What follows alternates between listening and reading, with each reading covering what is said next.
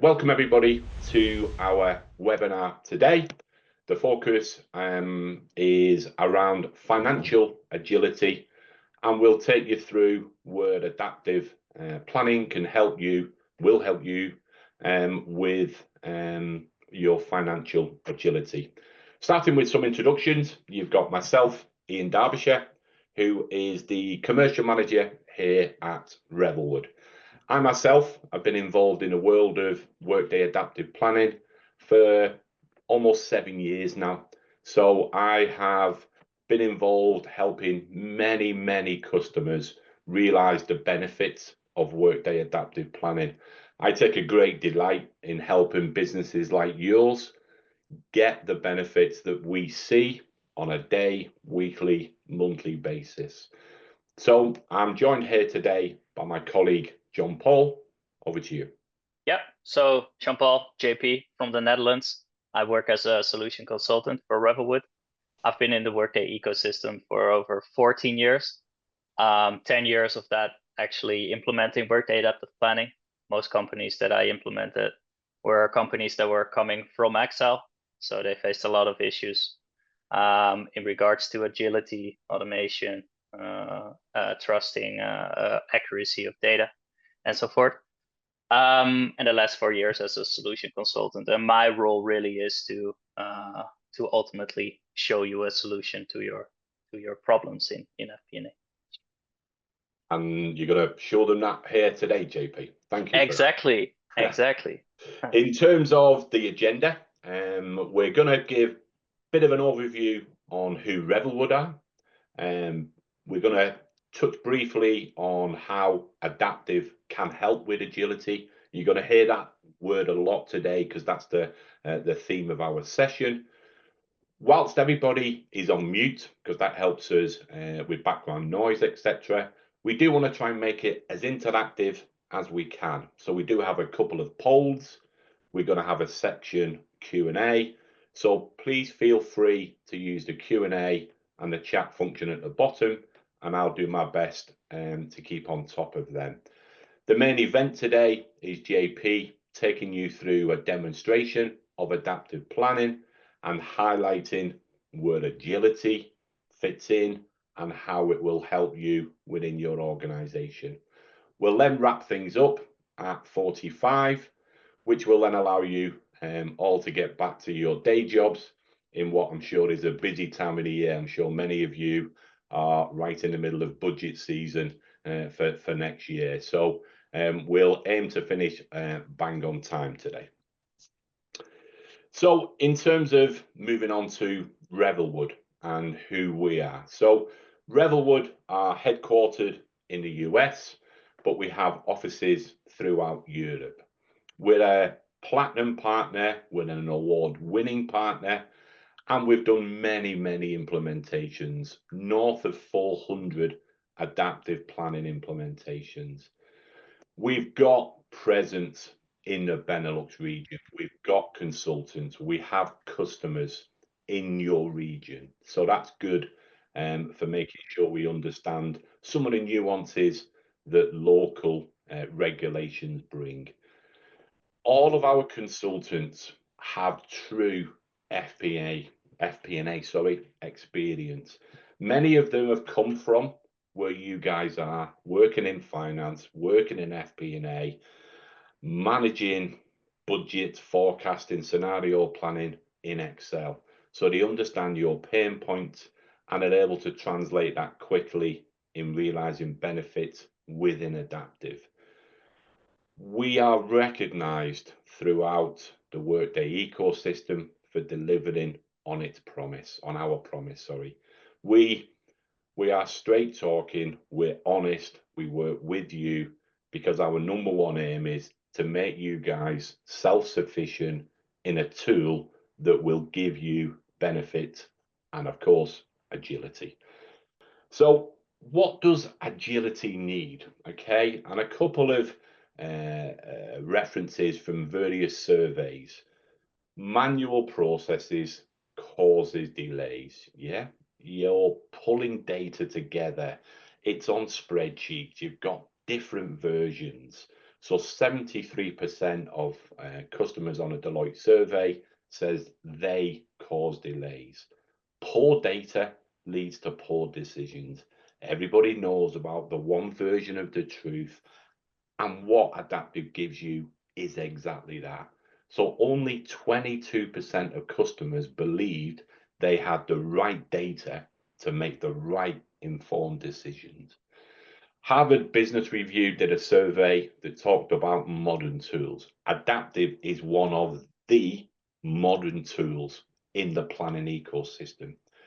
By leveraging that, do you get agility? 100% yes, you will. 92% of customers want to have modern planning tools to get the right business outcomes. So just a little bit about that. And I promise this is the last slide from me, because I'm sure you're all itching to see JP bring Adaptive to life. Bit of a statement.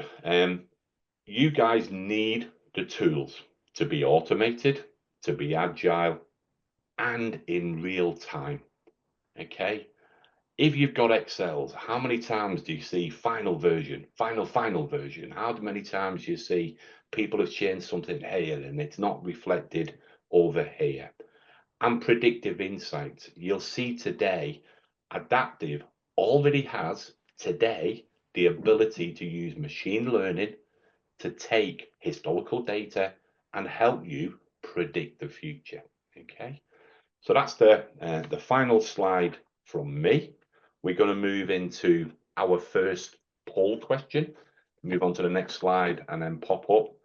So we're just after now a bit of interaction here in terms of we want you to select what is your biggest challenge of the 4 options. So if you flash that up, allowing people to vote, and then if we can flash up the results. Yeah, give it 30 seconds.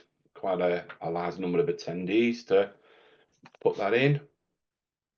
We'll go to 5, 4, 3, 2, 1. So we'll wrap that up in terms of voting, and if you're able to give us a view. Yeah, so yeah, 29% slow forecasting cycles. We see that lack of tools, 57%. Yeah, so that gives us probably what we'd seen. Surprised we didn't get any real-time data, but we'll move on now to the main event. Thank you for your input there, and over to yourself, JP. Yep, thank you, Ian. Yeah, so before I dive in, so my role really is to show you how Workday Adaptive Planning helps with the problems around agility. And for that, I prepared a demo agenda that focuses on 3 stories, 3 personas. And what I'm gonna focus on is how we automate processes, how we make budgeting, forecasting faster, how we can collaborate within that process and all the benefits that that brings, and how we always work with real-time data. And I have 3 stories for that. So Teresa, that's the one on the top. She's gonna set some targets with the help of machine learning. She's gonna update the actuals for that to retrieve the most up-to-date trends. And then the targets will be allocated to the individual budget owners like Angela, and Angela is gonna use the targets to create a bottom-up forecast. And then lastly, Patrick, he's gonna do some real-time analysis on that data and is gonna do some scenario planning on the fly very fast. All right, I'm logged in as Teresa. So this is Teresa's dashboards. Everything that she needs to set those targets in one place. On the left-hand side, we see some tasks that she needs to perform. So first, she's going to update the actuals, and the reason why she's going to do that just quickly show that, is because in Q3, the actuals are much lower than Q2, and that's because September actuals are not updated yet. And we want to use them to be able to review our trends and to set our targets ultimately. So first, I'm going to update my actuals. And where I do that is within integration, and I'll just open that up in a different tab. And this is really easy. So we can just create a task that runs your data import, whether that's HR data, financial data, CRM data, whatever data source is relevant for you within the planning process, we can connect to within Workday Adaptive Planning. And we can fully automate that process. So that, imagine, that saves a lot of time. There's no manual export, import. It's just a process that we run. So let's run the process to update our actuals. It's September actuals in this case. This is a matter of seconds before the data is imported. And it's already successful. So let's go back to our dashboard, focus on Q3. And if we refresh the screen, we will see that the actuals are updated in Q3. And if we want to look at a little bit more detail, because this is very high level, this is a total OPEX number. We can also just look at a report where we see those actuals line by line and do some quick analysis on that data by GL account, by level within our organization. So we have performed the actual import. Now I want to review this trend. So I'm gonna set some OPEX targets for the budget owners to use while they are planning. And I can set those targets in the sheet that I've designed for that. An important thing to mention that everything that you're seeing today is fully customizable. So this is just an example of some OPEX lines that we use, but this can be literally anything that is relevant for you. So you could have revenue targets, you could have FTE targets, whatever you want. In this column, we have a checkbox where we can select if we want to use our predictive forecast generated by Workday Adaptive Planning. And the predictive forecast is generated by using at least 3 years of actuals and an algorithm applied to that, and that will predict our future using the historical data and the algorithm. But I want to change that for two expense lines. So for payroll and taxes and benefits, I want to override that. So that's what I can do in this model. So let's say I wanna increase my payroll expenses by 10%, because I'm expecting some growth, and therefore I need to hire some people, and also the taxes and benefits will go up by 5%. So when I save that, everything works real time. So that's really important. There's no scripting, there's no coding, there's no reopening of Excel files, checking formulas, and so on. This number is directly allocated on a real-time basis to individual budget owners, and then it's ready for them to start using it when they are planning. So we see, if we have a look at this is our proposal or suggestion by the intelligent plan.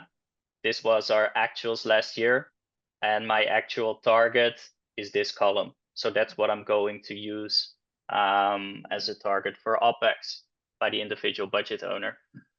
And because Adaptive is really flexible and dynamic, this is not at all a static dashboard, but it's really interactive and you can do analysis in it.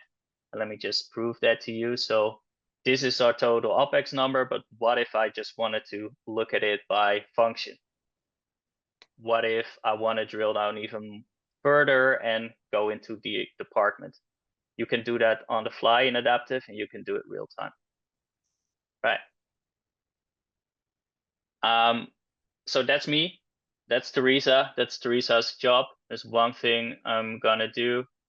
I'm gonna let people know that the targets are set. So what I'm gonna do is I'm gonna check this box, and that means that it's approved. So just quickly recapping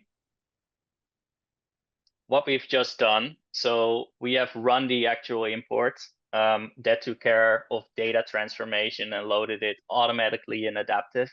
I have done some target setting with some help from AI and ML, and all these targets are allocated on a real-time basis to budget owners.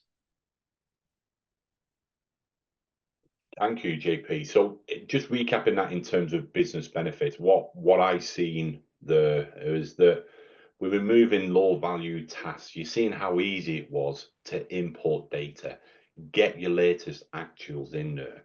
The data's accurate and consistent, and you're seeing that in what JP described. And because it's all central and it's controlled, you've not got Excel sheets, formula errors, you've got that reduced risk of errors. So just to recap the benefits that I've seen, and hopefully you can see that as well. Thank you, Ian. Yeah, so let's go to the second story.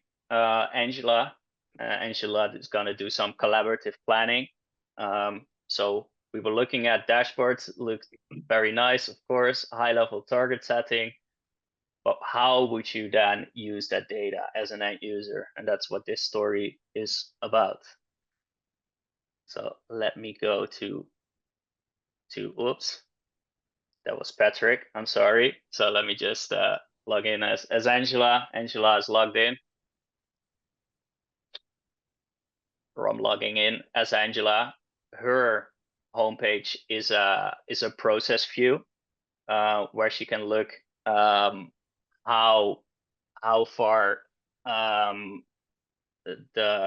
they are in the process, what tasks are completed, what tasks are still in progress, and we see that the OPEX targets were just completed by Teresa. And now what Angela is going to do, she's going to make some adjustments in her planning with that target that was allocated to her. So in the first task that she's going to perform, adjusting the workforce plan, she sees that she still has some budget left. So that's what this KPI is saying. She's 94% on target. So that means she has 6% left. You can also see that within this column chart. And within this dashboard, we're gonna plan on the lowest level of detail. So we're on the sales north level, which is the level that Angela is owning. So that's also the only level that she is able to see and plan for. And what she's gonna do, she's going to add a new hire because we're expecting growth. So we should also add new hires in the forecast. And for that, I have an example workforce planning model. Again, this can be completely fully customized. This is just an example. And what I'm going to do is I'm just going to copy one of the new hires, and I'm gonna make some changes to that existing row. So one of the changes that I'm doing is I'm gonna change the start date, and that's it. So now I've added this row. Everything is being recalculated on a real-time basis. So that means that this KPI is updated as well. So we're now almost on target. We just have a little bit of money left.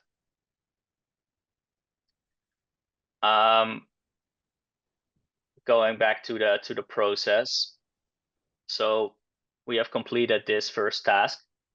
Now I'm gonna have a look at the line items, because these calculated salary expenses, they're also linked to the P&L on a real-time basis, but on a more financial view. you could say. So we see rows, we see columns, and we see cells where we can look at our data and where we can plan our data. And looking at the data, you can see that in August, the data, the budget is increasing, especially on the salary and wages line. And of course, we can explain that because we've just had a new hire, but we can also drill down into the detail, really just to find out why there was a sudden increase in that particular month. And that's because we have this new hire, which has a salary of 5.5K. So that's one way of looking at the data.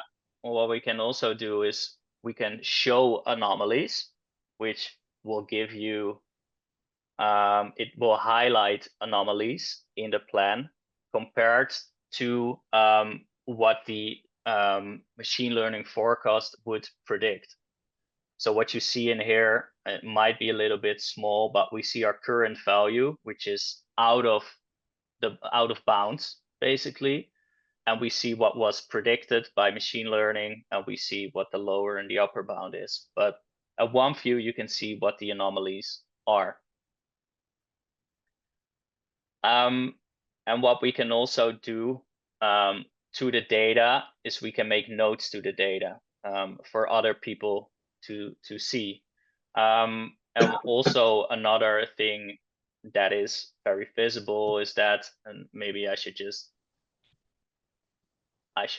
highlight the anomalies again, is that this number on telephone cost is much higher than the previous months. But all the other ones we can explain because there was a new hire. So what I can do is I can create a note on this total year number and say costs are increasing because of new hire. And by the way, what are the telephone expenses? Okay. All right, so that's me reviewing the line item expenses. You can also review this by doing some comparison between versions.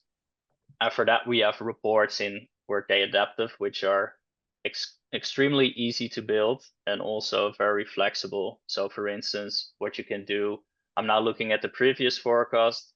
I made my changes to the current forecast, so I'm just selecting that new version and my data gets updated. And I can also put notes to the reports, and I've already created a note which I will use later on. So I'm just gonna check these tasks, they are completed, and my last task for Angela is actually submitting the plan. So I have created my, or I have completed my forecast, and now I'm gonna let people know that I'm done, and I want to lock the data, because when somebody is using that data for reporting, we want to make sure that it's accurate and it's saved and you cannot edit it anymore. Okay.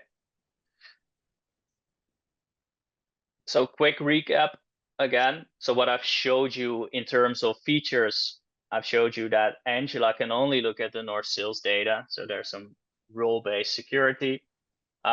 We can do real-time updates that are linked on a real-time basis to various statements like a P&L, variance reports. And I can use process tracker and workflow approval really to give me some guidance within the process. And in terms of business benefits that I saw in that section was that what you saw there is the ability to disseminate down to your business stakeholders. Now, I've met enough finance and FP&A team over the years that itself brings a bit of fear that we're losing control.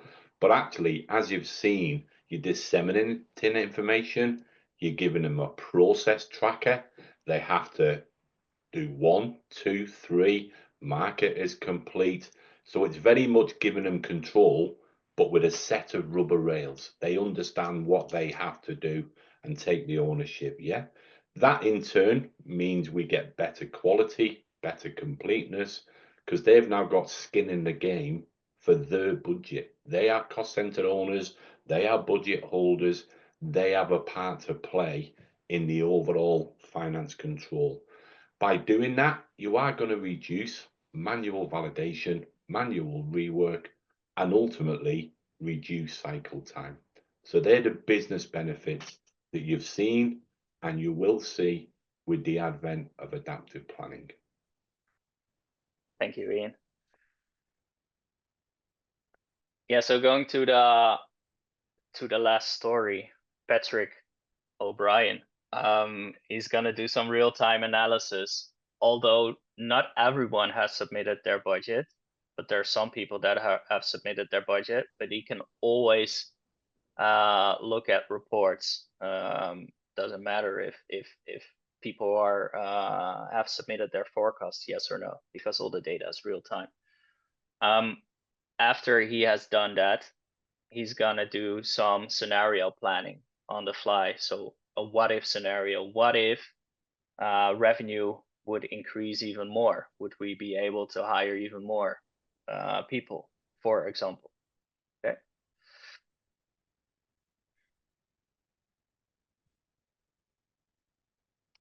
So now log in as Patrick.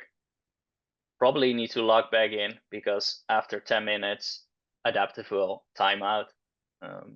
So we have now logged back in. I have the same homepage as Angela.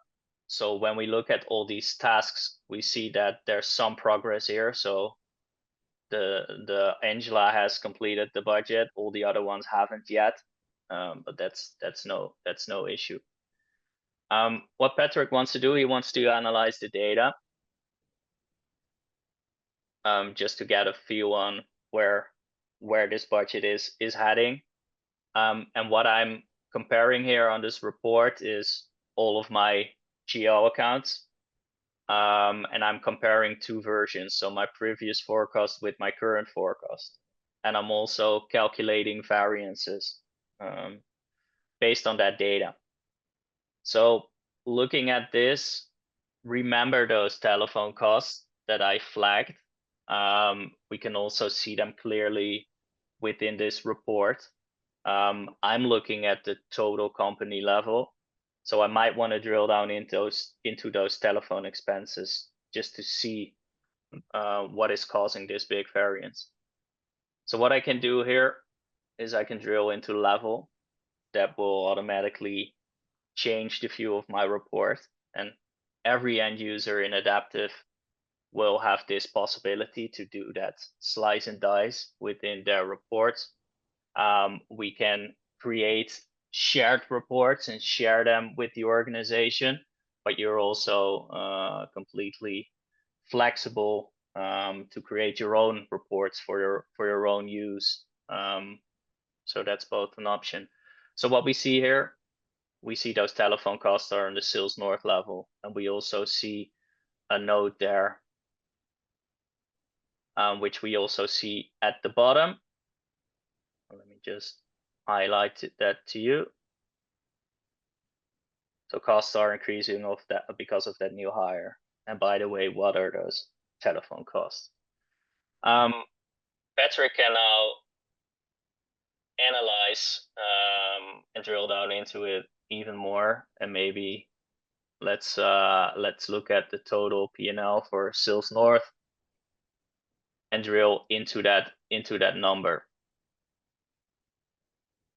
So this is the same drill down that I used on those salary expenses, and because I'm looking at a total year, I first see the 4 quarters and their respective numbers. I know that this number is in Q4, and I know that this telephone expenses are in December. And what I really wanted to show you is this option, the audit trail option, really to see who made that edit into the data. And we can see that that's Teresa. So with this information, we could call Teresa and just ask her, why did you budget almost 19K for telephone expenses? Right. This reporting is online, and this is really helpful for ad hoc analysis, to do your checks and analysis during the budget cycle, during the forecast cycle. But we also have Office Connect, and Office Connect is an add-in into your Office product of Office products, and it has a direct link with your Workday Adaptive Planning data. So you're still in a very familiar environment, which I assume most people really like, because it's Excel and everybody uses Excel. But we can compare it with that live link with the adaptive data. And what that allows you to do, and let me show you by clicking on this linked cell function, is all of the cells in green, and in blue we are able to update really fast because they're all linked to adaptive. So things like versions, a calendar, a level, and data, of course. Some examples how you could change that. So we can change the report date to make it a little bit more actual. So let's say we want to look at a report date of today, and then because all of these time elements are relevant to that date, and again, timeout, so I had to log back in, but this will update the data to put more actual data in this report. Another option to show you how you can quickly update this report. We can also drill down to get more information. So this is total operating expenses. I can also drill down into the levels that are rolling up to that. Maybe there's a level that I want to investigate a little bit more, like office expenses, where I had those telephone expenses. I can go all the way to that level and actually see that I can actually see my telephone expenses right here. And really, to prove you that this is real time, if I use Explorer Cell again, this will take me right back into Workday Adaptive Planning, where the data is actually sitting. Alrighty. And what you can also do then from this page, so it's a report, but we can also write back data back into Workday Adaptive Planning. And this is an example of how this product is always evolving. So this is actually added to the latest release for Adaptive. So I can now go into this report and maybe change this telephone expenses, because we know this 19K is not realistic. So we can take it back into Adaptive and change it in a very familiar environment. So last thing that I'm going to show you is scenario planning. So really, we've done some driver-based planning. We have set targets. We have done bottom-up planning. I've shown you like a yearly plan. But what if you wanna predict something in 2026, 2027, and you want to have it really driver-based and very high level? Then scenario planning is a very good option in Adaptive.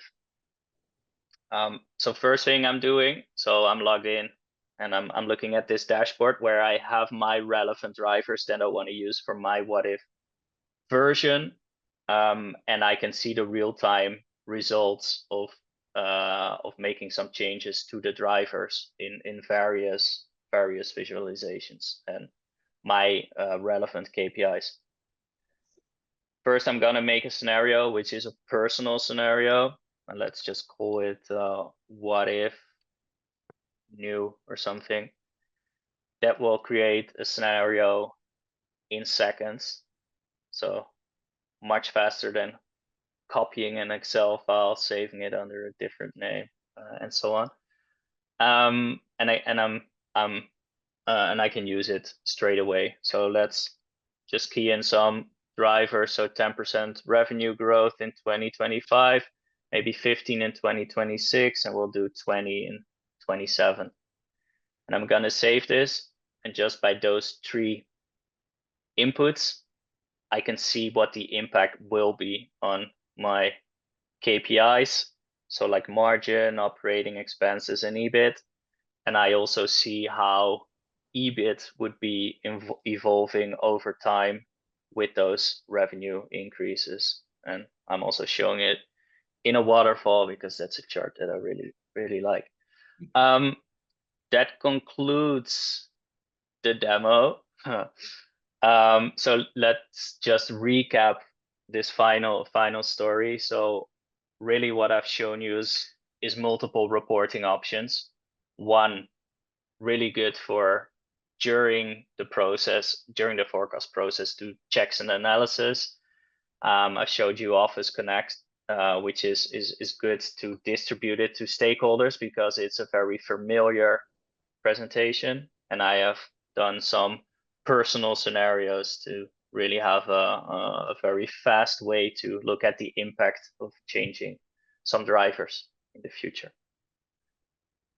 Excellent. Thank you, JP. And the business benefits that I saw, and hopefully you guys can as well, was the ability to get real-time feedback on updates. You're seeing updates being made, refresh your screen, it's live. You can see the underlying drivers, what's doing this. Customized analysis, Office Connect. I think it's one of the best reporting tools that I've ever seen in any software, and I've worked in many software over the years. JP always smiles because he hears me say that all the time. All the time, the ability yes. to present it in a tool that all of you are very comfortable with, but from there to still get back to adaptive, so you know it's one version of the truth, and the ability to actually update and bring it back through. And just the scenario planning. If your CFO came to you today and asked you to make a scenario on X, Y, and Z, you think it's Thursday afternoon, Friday, there goes my weekend, boom, because it takes that long.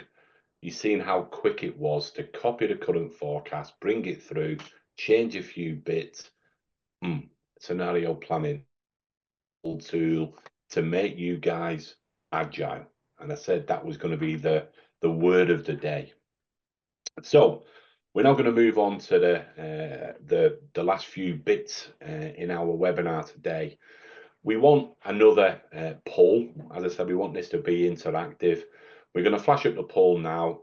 In this one, you've got the ability to tick multiple boxes. So based on what you've seen today, what do you think you'd like to see more of? What do you feel was really good for you to see today? As I said, you've got the ability to tick more than one there. So we'll give it a little while for you guys to complete that poll, and that'll just give us a flavour about what you've seen today. It's good. I can also see we've had a few questions come through, and we do have time to take them with JP, and I'll look to facilitate them. So we'll go for 5, 4, 3, 2, 1. Poll's closed. And what have we seen there, JP? So lots of people ML. Okay, and that's interesting because we've had a couple of questions around ML as well. Workflow, we expected to see that high, and then pretty much the same from the bottom too. So thank you for giving us that information. It makes us appreciate that we're showing you the right stuff, and hopefully you're beginning to see where adaptive can help you. So if we move into the Q&A section, and just give me 1 second to get so the questions. So there's been a couple around AI, ML, and I'm going to try and sort of merge them into one, JP, here. So what are we seeing? What have we done in terms of AI and ML? What do you see in terms of data that can help predict the future? And how big does that data set need to be to make it effective? What are we seeing in the real world today, JP? Yeah, we see various things is always the answer. Yeah, I agree. Yeah. But what you need is what I already said. You need at least 2 years of historical data. And if you're just looking at expenses on GL, then you don't need a large data set. But what we also see is this being used for revenue forecasting. And if you look at quantity on units, on products, on customers, then you're looking at little bigger data sets. And then what you also have is the possibility to use levers or levers. I never know how to pronounce this, but basically it's adding more data sources to your predictive forecast. So examples of that: weather data, CPI data, inflation data. So it can handle really large data sets, and it can work with small data sets. Yeah, agreed. Yeah. We've probably got time for just one more quick answer here, but because a couple of people have made reference to it, going back to your first story, and you talked about loading actuals. Of course, that relies on integration to your ERP to bring across your trial balances. How easy is it to integrate and bring Adaptive to life, JP? Yeah. Quick answer. So quick answer, we have a lot of experience with a lot of data sources that we've implemented and integrated with over those 500 implementations. So we have a lot of experience with those. And an Excel file is very easy. A database is and using an API is a little bit more complicated, but we have really good expertise to build those and build them fast. Yeah, agreed. Now, there is one question that we're probably not going to have time for. Somebody's asking, can we go through the cash flow and balance sheet scenario planning? Unfortunately, today, we have to pick 3 stories. JP, as you've probably seen, can sit down and take you through Adaptive all day long because he's passionate, like me, about the tool. So we won't be able to show you that today, but we will follow up with you and look to see if we can give you something specific. Yeah, would love to do that. Exactly, and I'm sure you would, and that's why some of these questions is what we asked for. In fact, we just had another one come through. Can we factor in external market data very quickly? But again, we can spend more time linking ice cream sales to weather. Can we bring that through? Yes. Hotels linked to events, the World Cup, the Olympic Games. Can we do that? Yes, we can, and we'd love to show you more. But I'm conscious that we've got 1 minute to wrap things up. So just moving through the last couple of slides, please, JP. In terms of Revelwood, we've got a fantastic website with lots and lots of information. Knowledge Center is where you need to go to. And we will be sharing the recording of this, so you can share it with your colleagues, rewatch it, and go from there. And my final point before we close things off, and the final slide, please, JP. You've also got our details on here. Yeah, we will follow up, thanking you for attending. We will share the recording. We'll discuss further any questions and answers, but please feel free to reach out to myself, JP, with any more questions. Do you want to see more of Adaptive? We will show you.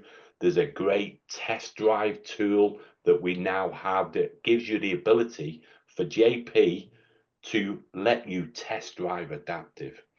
So bang on 3:45 now. Hopefully you've all found that useful. Hopefully it's giving you an insight to what Adaptive can do to help you and make your job easier, better, safer going into next year. So many thanks for taking time out of your busy day, and we'll look forward to hopefully hearing from you soon. Cheers, everybody. Bye now. Thank you. Bye-bye.